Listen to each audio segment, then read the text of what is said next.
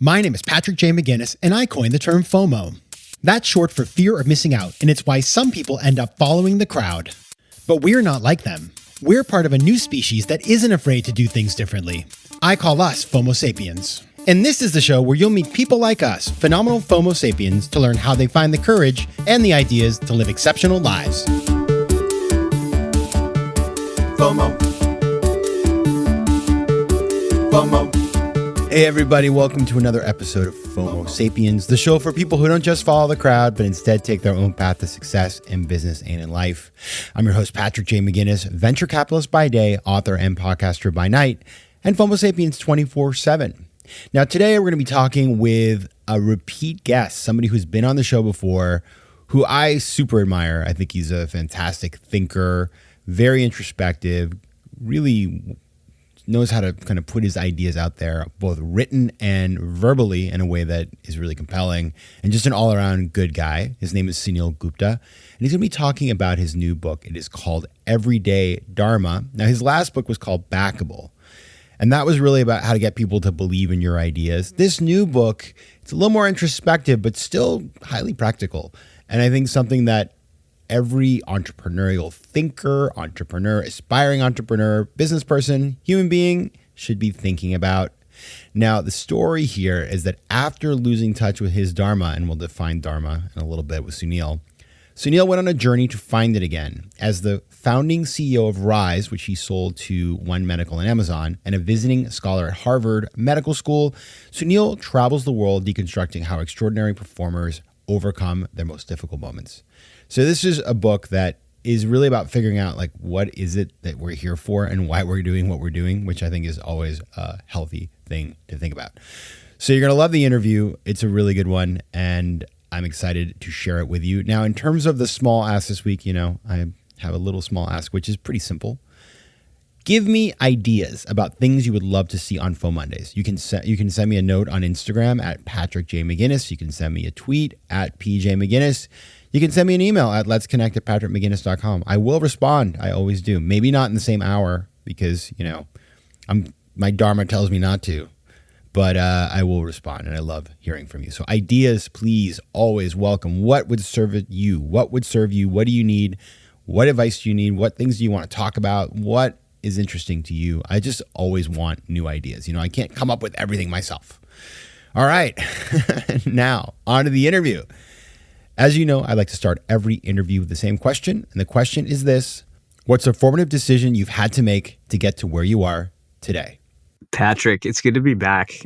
Formative decision for me is deciding to become a writer, to start writing again. And for me, it was something I always loved to do. It did not fit my career in any shape or form. I was a tech entrepreneur. I was running a startup. But I felt like writing for me was therapy. I needed to sit down every morning and be in front of a blank page and just get the mess that was inside my head out on paper.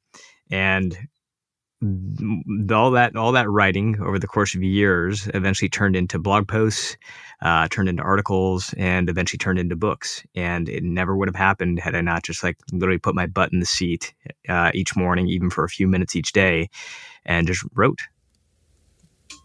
Yeah, and for folks that are listening who want to do that, the thing is, it doesn't have to be 3 hours a day. It can be.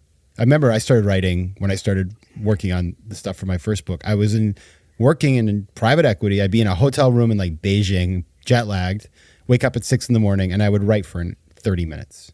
And then you sort of build that, that sort of cadence, and you keep going. And so obviously it's paid off because you have a new book out. It's called Everyday Dharma. And it is your last book. We had you on, you came on the show, and I super enjoyed it. And I'm excited for this book because it's interesting. For some reason, the word ancient wisdom comes to my mind, and it feels like in this kind of modern age and crazy time that we live in, people have been seeking wisdom for ages, and that's why I call it ancient wisdom. But it's it's all there. You just have to go and find it and make it relevant to the world in which we live, which is exactly what you're doing here. So let's talk about. The book is called Everyday Dharma. I actually didn't know the definition of the term, and I still don't. And so I imagine it's like a word we throw around. What does it mean, Dharma? Yeah, I mean, your Dharma is your inner calling. My grandfather called it your essence. And, when you're expressing that essence, you come alive. You feel creative, you feel energized, you feel fulfilled. And when you're not, you can feel really depleted. You can feel lost. And the question is, how do we find our Dharma? But sometimes even more importantly, like, how do we live our Dharma when we have bills to pay, we have schedules to keep, we have people to take care of? The point of the book was to go directly into those struggles. For example, in chapter 1, I tell the story of a working mom named Mila, and she was a project manager inside a really big company, but she really wanted to be a teacher. Like, that was her thing. But she didn't have the financial flexibility to leave her job. She had people who relied on her. They relied on her salary, on her health insurance. And so, like a lot of us, I think today she felt trapped in a career that really didn't feel like her own. It was paying the bills, but it was more of a paycheck than it was a passion. Then a mentor asked Mila, they were having coffee, and she asked Mila a very simple but I think powerful question, which is, what is it specifically about teaching that captivates you? And really, by searching deep into that question, what Mila realized is that underneath the title of teacher was that she really loved to help people grow. Ultimately, that was like her essence. And yes, teaching was one way to express that essence, but there are many others. Right? She could, make a lateral shift into HR. She could really step into a managerial role and start to coach others. What she ended up doing was joining the training team inside her company. And when she did that, she became a rising star. And she went from dreading her job to being happy, to being energized. Everybody around her noticed, not just her team, but her husband and her kids. She was living her Dharma, and she was finding joy through her work. And I think the thing about it is that she didn't have to leave her company. She didn't have to take a big risk in order to make it happen. So the point of Dharma is that sometimes we feel like transformation has to happen through abandoning the things that are already in our lives, when sometimes it's very much within our reach where we are right now. All right, I'm going to try to reframe that as you were talking, I was having a lot of thoughts, which is always good. This is a sign. This is a sign that you're onto something. To me, it's about a lot of times when we're looking for the answer. Like, a lot of people are like unhappy with their career, for example. And so they're focused on the output element. It's like, well, I need to change jobs. You're driving us to think about the input. What is the root, not the root cause, as it were, but like, what is the root driver of what we want to do? Yeah. What is the essence of that, as you said? And then, so it's not about I have to be this job or do this thing. It's I have to tap into this thing that is central to what I want to be and express it, not just in a job, but throughout my life in many different ways. Is that correct? I think it's not only correct, I see it as, in a lot of ways, so related to what this show is all about, right? And all your work on with FOMO is all about. Because for me, as somebody who's experienced so much FOMO in my life, what I sort of realized is that a lot of it was about external FOMO, right? I want that car. I want that level of wealth. I want to have a house that's like that person's. I think the thing that I began to realize, which I think many of us do, is that then you start to kind of get closer to that thing, right? You start to hit some goals. You start to accumulate some wealth. And the expectation then is, well, that's going to make me feel better internally. And it never really does. I mean, it can temporarily, but, Dr. Tal Ben-Shahar at Harvard University has this he coined the term the arrival fallacy. And the arrival fallacy is this idea that we're going to reach this moment where we have accumulated enough. And when we cross that threshold, we're going to feel completely fulfilled on the inside. I think our generation, like you and me, Patrick, we're about the same age. I feel like we were very susceptible to the arrival fallacy, but I think everybody I talk to is sort of at least coming to this point in time now, sort of in quote unquote middle age, where we're kind of realizing this is not quite real. The formula isn't quite working the way we thought it was going to, and something is missing. The good news, I think, is that generations are realizing that earlier and earlier. Like, I think Gen Z gets a tough rap sometimes, but I think ultimately they're asking the questions that I think many of us wish we would have asked early on. FOMO. I think our generation was trained in this way because we grew up in the 80s. And I don't know about you, I loved Family Ties. I actually dressed like Alex P. Hinton. Why does that not surprise me? Yeah, in the least. It was my Halloween costume for many years. But I just rewatched this movie, The Secret of My Success, which is and that movie, by the way, holds up. It's a fantastic movie. But it's selling this dream of a sort of an acquisitive power as happiness, and of, sort of the, very tied into like the American, sort of dream of acquiring things. And we all know, like, if you read Death of a Salesman, which I wrote a report about it in high school, called, basically it's like the American dream is a lie. I was for 11th grader, kind of an intense topic, but it is the mythology of America. But you're right. Like, where are we today? The vast majority of people feel completely disconnected from what their dreams are. And and every metric ultimately that we have been trying to drive as a society has driven in the direction that we intended, right? Our GDP has never been higher, and yes, there are ups and downs, but we've been continuously growing. But I think that there's an argument to be made that happiness, satisfaction has drifted in the opposite direction.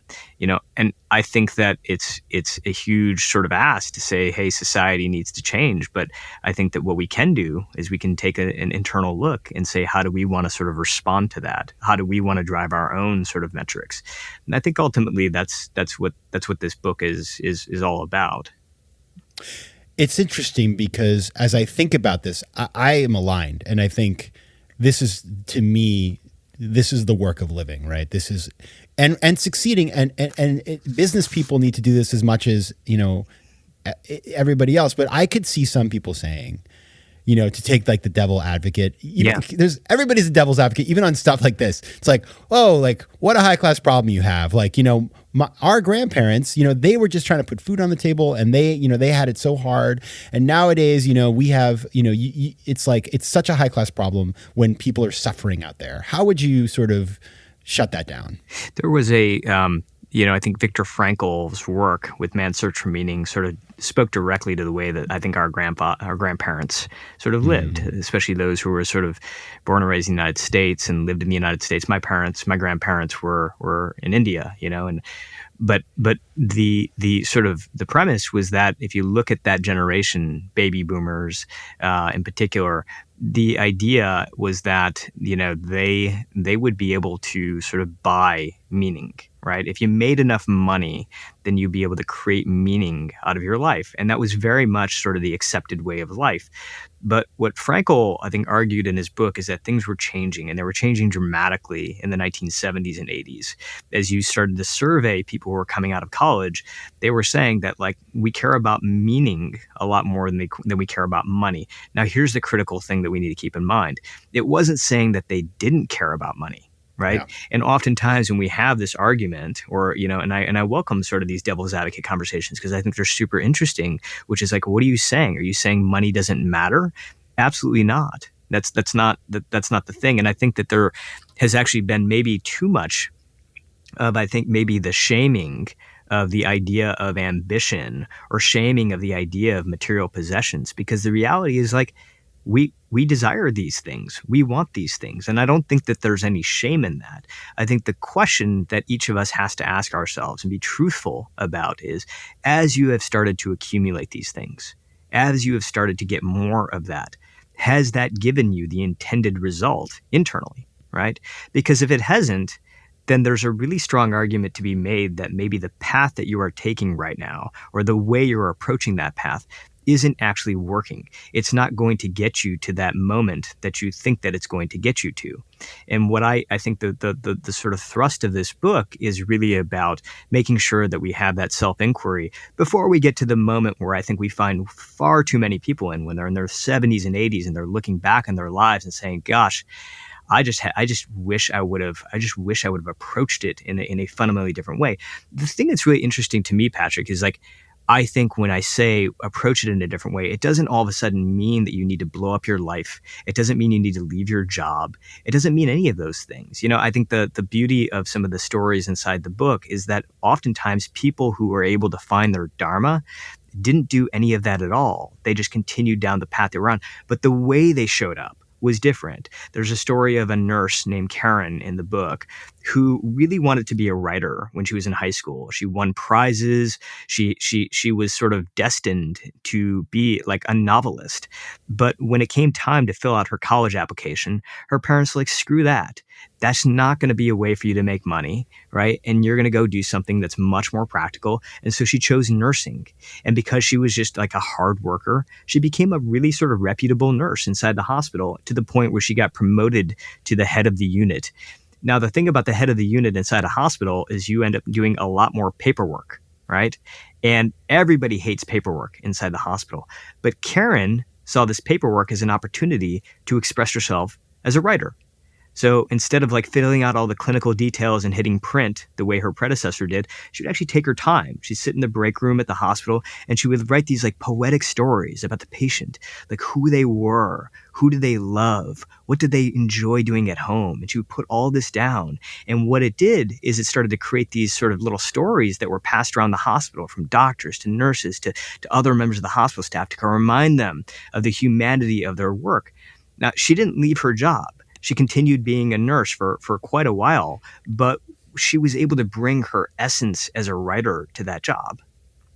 That is a wonderful story. And that is, see, this is the thing.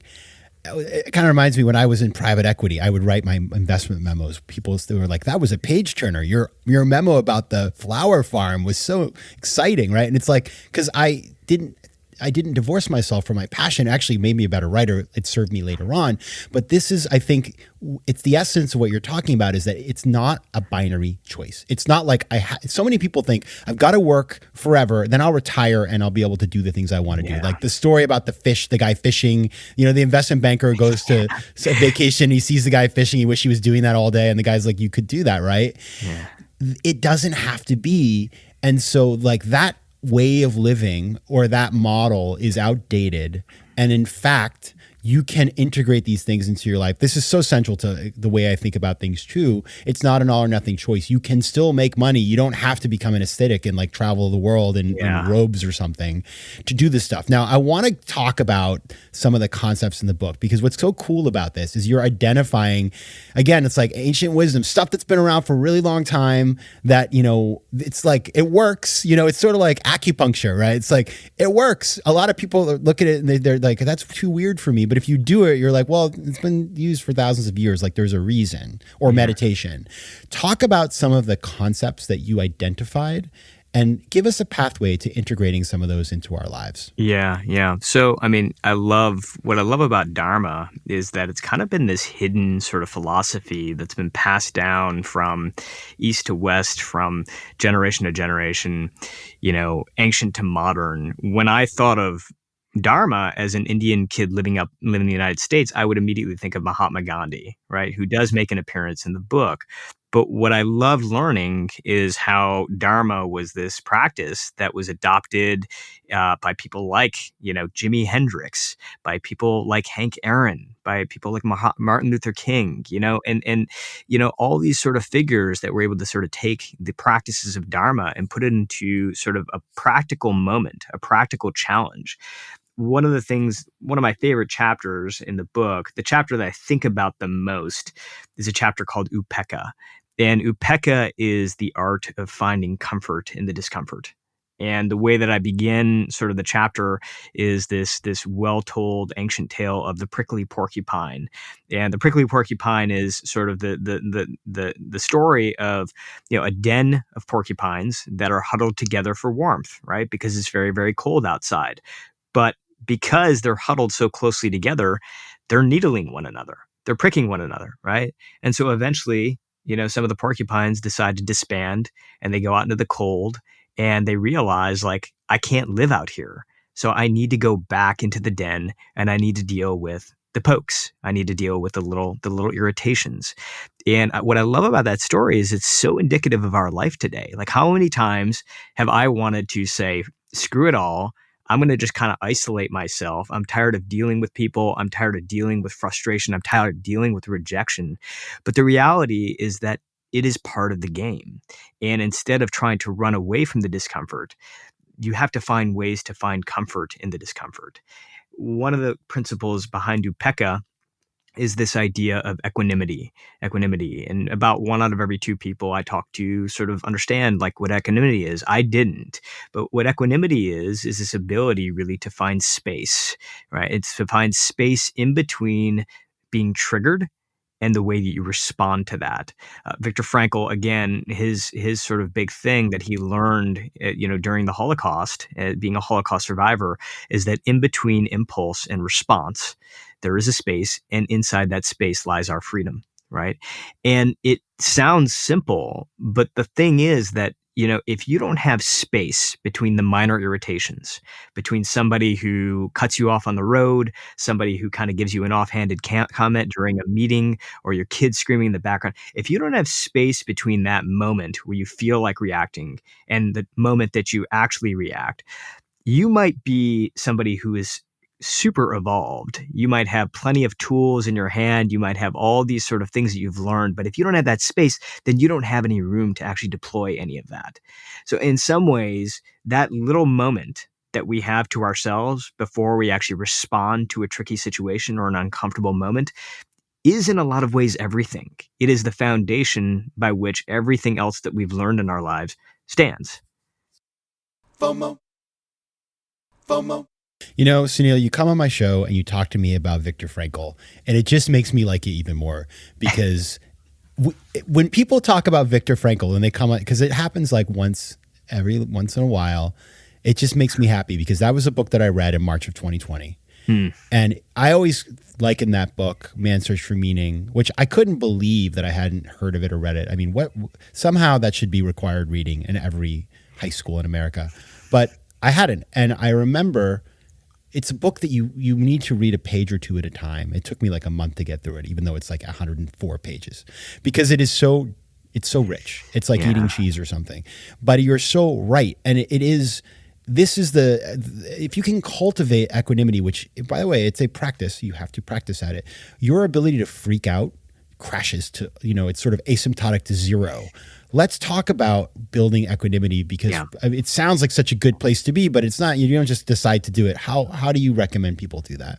So, I mean, the one of the stories in the book is about Hank Aaron. And, Hank Aaron, has always been an inspiring figure to me. And it wasn't until I did a really deep dive on Hank Aaron and his Dharma that I was like, holy shit.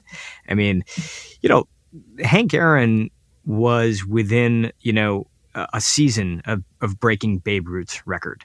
And up until that point in time, he was just kind of like another player in the league. He was really good. People paid some attention to him.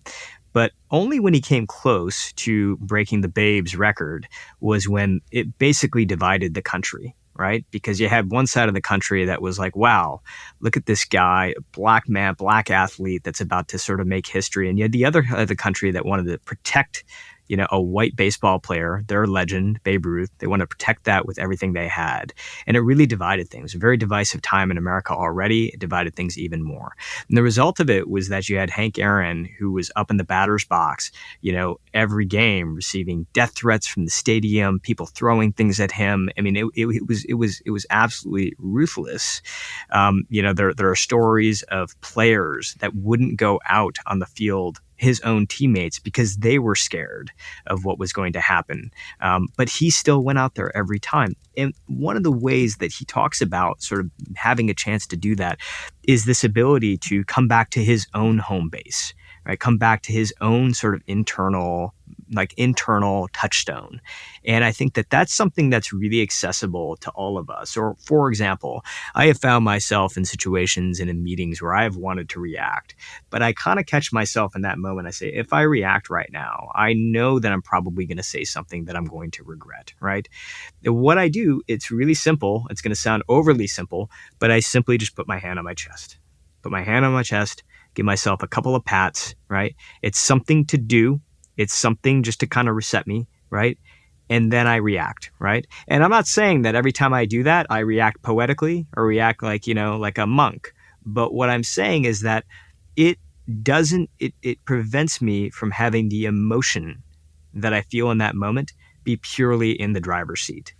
Instead, I can actually have it take a back seat, and I can actually steer the car a little bit in the direction that I want it to be. It's not like the emotion is gone. It's not like I don't feel anger. It's not like I don't feel frustration, but it's not driving the car the way that it was before I just gave myself a simple pat on the back.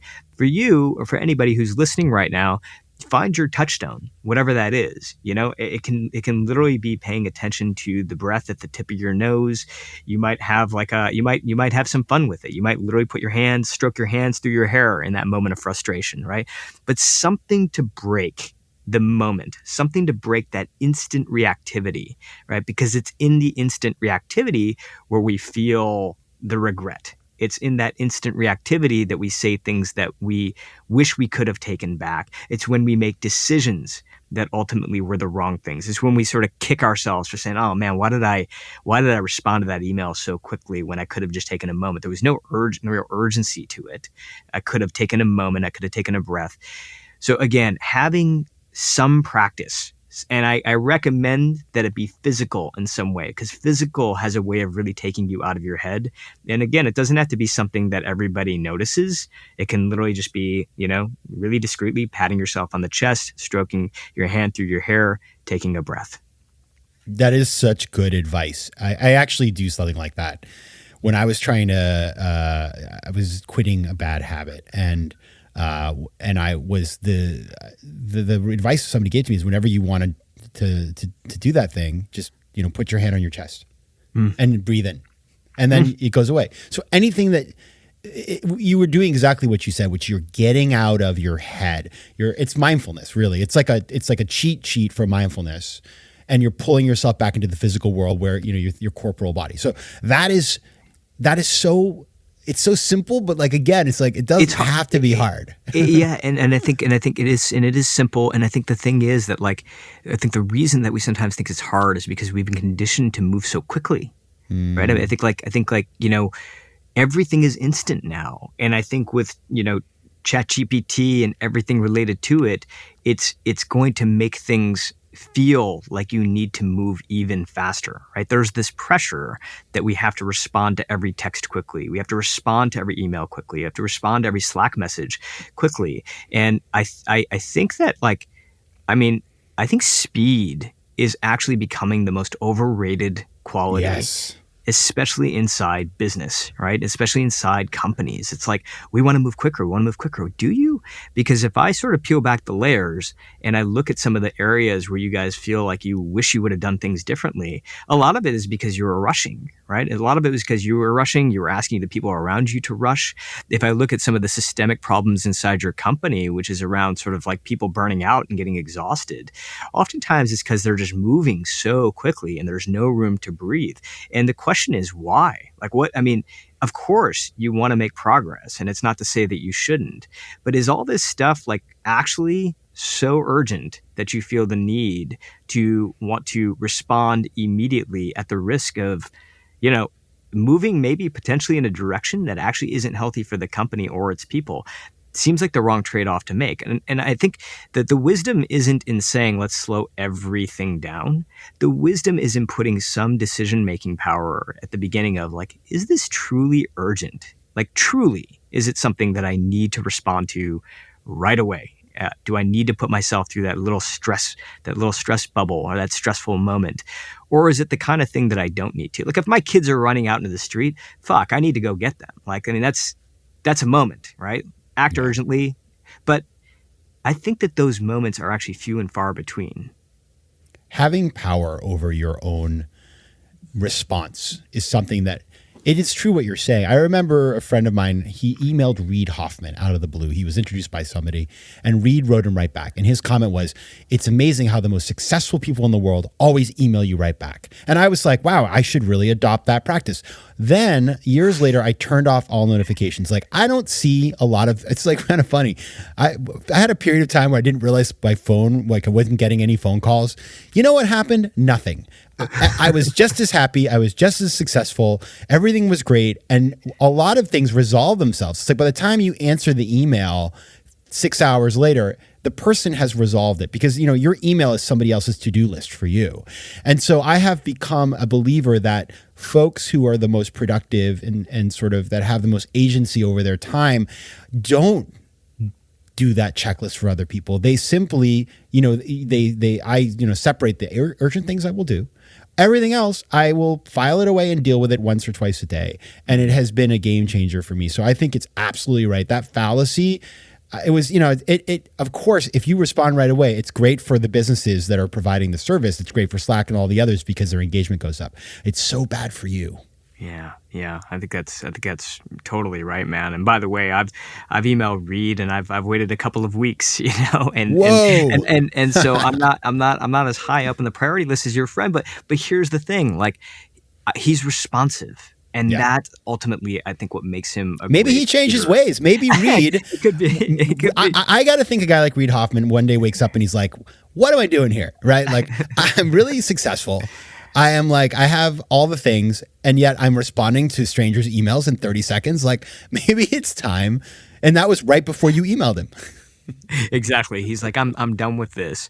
I think responsiveness is such like an admirable quality. Like no one likes being ghosted and no one likes being sort of just like not acknowledged.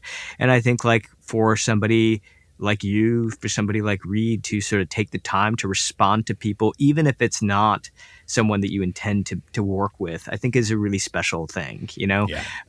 But instant responsiveness, I think it's overrated. I agree. And I think you nailed it. I always get back to people. I always do. And that is because I know what it's like to be ignored and it drives me absolutely crazy. So I always respond, but I don't do it right away, or I try not to, unless it's, if Reed emailed me, I'd wait a little so he doesn't think that I'm thirsty, but then I'd email him back. So we have a new segment on the show, Suneel, that I was inspired by. The founders of the Skim came on and they were so awesome that we did a little new thing. I call it the lightning round. And what I do here is I only allow you a 1-word response, either yes, no, or the thing. Do you want to play the game? Sure. Let's play it. It's very simple. It's going to be 4 questions. Lightning round. Okay. Number 1, AI, overrated or underrated? Overrated. Okay, I agree. Bitcoin, overrated or underrated? Overrated. Agree. Well, you and I are so aligned. This is not a test to see if we can be friends, but I do like this. Favorite book? The Alchemist, Paulo Coelho. Oh, nice. Final question, and this is a spicy one. So everybody just back up. If you have a free minute, Google Suneel and go watch. He ran for Congress and he made the best congressional ad I've ever seen. It is. I still believe that. I love your ad. I didn't know you at the time and I was like, this guy.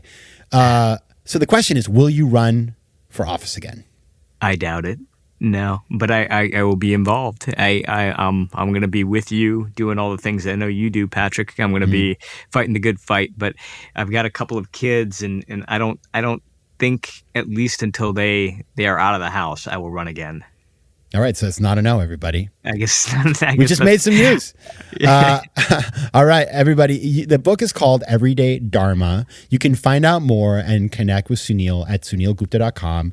Also, you can find him on LinkedIn, on YouTube at Suneel_Gupta, on Instagram at Suneel Gupta, and on Twitter at Suneel. Suneel Gupta, Everyday Dharma. Thank you so much for being here. Patrick, this was a blast, as always. FOMO. If you like today's show, please be sure to rate it and recommend it to your friends. And as always, you can find me on Instagram at Patrick J. McGinnis, on Twitter at PJ McGinnis, and on the web at FOMOSapiens.com or PatrickMcGinnis.com, where you can get all kinds of free resources to live a more decisive and entrepreneurial life. FOMO Sapiens is recorded in New York City. Theme music is by Mike McGinnis, and editing and post-production is by Josh Elstro. If you like today's show, please be sure to rate it and recommend it to your friends. And as always, you can find me at FOMOSapiens.com and at PatrickMcGinnis.com. To advertise on FOMO Sapiens, reach out to contact@FOMOSapiens.com.